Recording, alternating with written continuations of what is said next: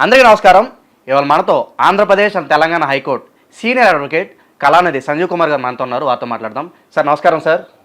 Sir deputy CM హోదాలో పవన్ కళ్యాణ్ గారు మొన్న పిఠాపురంలో సభ పెట్టడం జరిగింది. అక్కడ ఫ్యాన్స్ అందరూ మాకు సినిమా కావాలి అని వాళ్ళు అరుస్తూ ఉన్నారు. అప్పుడు టైం కుదిరినప్పుడు చేస్తానని చెప్పి పవన్ కళ్యాణ్ గారు కూడా చెప్పడం జరిగింది. మరి డిప్యూటీ సీఎం హోదాలో పవన్ కళ్యాణ్ గారు మరి సినిమాలు చేయొచ్చు అంటారా? అలాగే మన బాలకృష్ణ గారు కూడా చూసాం, ఎమ్మెల్యేగా ఉన్నప్పుడు సినిమాలు చేస్తూ ఉన్నారు.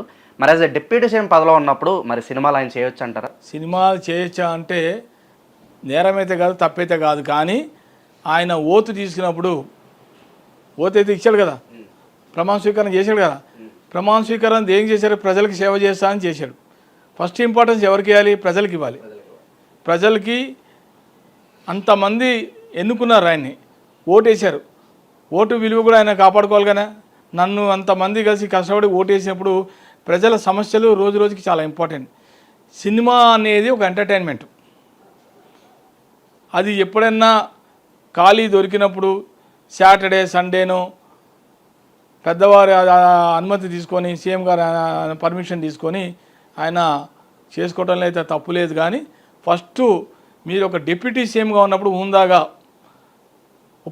ముఖ్యమంత్రిగా ఉన్నప్పుడు వాడితే ప్రజల సమస్యలు, ఒక చోట వాటర్ లేదని, ఒక చోట కరెంట్ లేదని, ఒక రోడ్స్ లేవని, ఇవి మీరు ఫస్ట్ మీరు దీని మీద డెవలప్ చేయండి. ఇది మీరు మెయిన్ కాన్సన్ట్రేట్ చేయాల్సిన రాజకీయాలు.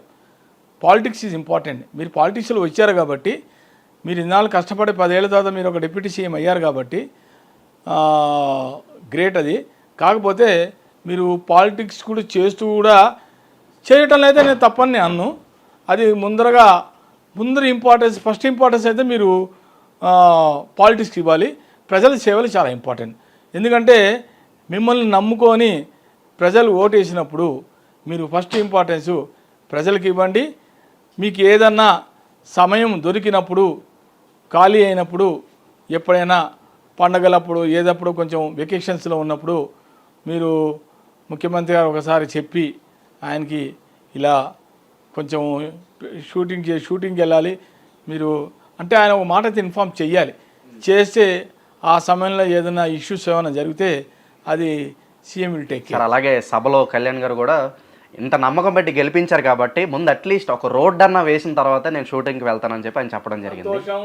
ఆయన మాట మీద అన్నాడు కాబట్టి, ప్రజలకి ఆ వాగ్దానం చేశాడు కాబట్టి, ప్రామిస్ చేశాడు కాబట్టి, ప్రజలు కూడా ఆయనకి బ్రహ్మరథం పట్టారు కాబట్టి ప్రజల యొక్క మాటని ఆయన నిలబెట్టుకుంటూ ఫస్ట్ ఆయన మన పబ్లిక్ మీటింగ్లో అన్నాడు, ఫస్ట్ నేను రోడ్స్ వేస్తాను.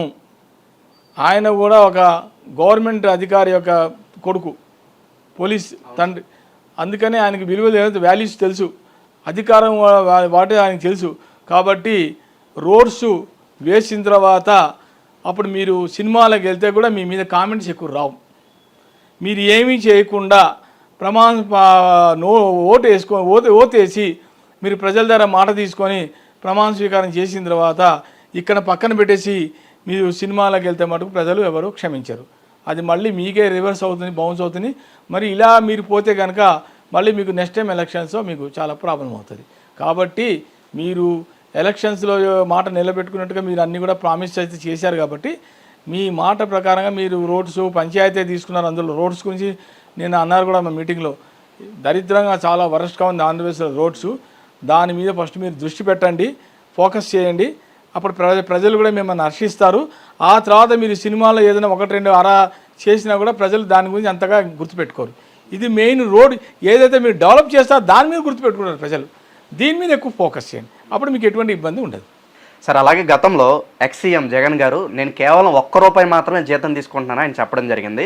ఇప్పుడు మన పంచాయతీ శాఖలో అసలు నిధులే లేవు కాబట్టి నేను కూడా అసలు జీతం తీసుకోవట్లేదని పవన్ కళ్యాణ్ గారు చెప్పడం జరిగింది. మరి అక్కడ ఆయన ₹1 మాత్రం జీతం తీసుకుంటా అంటున్నారు, ఇక్కడ అసలు ఆయన జీతం నేను తీసుకొని అంటున్నారు. సో దీన్ని ఎలా చూడమంటారు? ఎలా చూస్తారంటే తీసుకోకపోతే సంతోషమే. అది సేవింగ్ ఫర్ గవర్నమెంట్, ప్రజలకి సేవింగ్. ఆ రూపాయి ప్రజలకి వెళ్తాయి కదా. నేను తీసుకున్నాను గొప్ప విషయం, కానీ అమల్లో రావాలి, అది ఆచరణలో రావాలి. జగన్ గారు ₹1 నిజంగానే తీసుకున్నాడా? ₹1 తీసుకుంటున్నాను అన్నాడు సార్, కానీ ₹1 మాత్రమే తీసుకుని మరి ఎక్కడ డెవలప్మెంట్ అయితే బటన్ నొక్కాడు, ఎంత నొక్కాడు, ఎంత తీసుకున్నాడు నాకు బట్టలు నొక్కుతున్నాడు. మరి ఎటు పోతున్నాయో మరి దేవుడికే తెలియాలి సార్. మరి అలా మనకు అనవసరం ఆ మాట అన్నాడో నాకు తెలీదు. ఎవరైనా సరే తీసుకుంటే ఓకే, మనం ఏం చేయాలి, గవర్నమెంట్ యాజ్ పర్ నామ్స్ ప్రకారం శాలరీస్ ఉంటాయి వాళ్ళకి. తీసుకోకపోతే కూడా మరి మంచి సంతోషం, ప్రజలకి ఆ డబ్బు కూడా నేను ప్రజలకు ఇస్తా అంటే ఇంకా మంచి పేరు వస్తుంది ఎవరికైనా సరే, ఈయనైనా ఆనైనా. సో తీసుకుంటే ఓకే, తీసుకోనంటే మరి మంచిది. రైట్. సూపర్ అనాలిసిస్ సార్, చాలా బాగా వివరించారు. సో ఇది కళానిధి గారితో మన డిస్కషన్. మరిన్ని వీడియోస్తో ముందు మళ్ళీ కలుద్దాం. కాంటెంట్ నచ్చితే కనుక please like, share and subscribe our channel.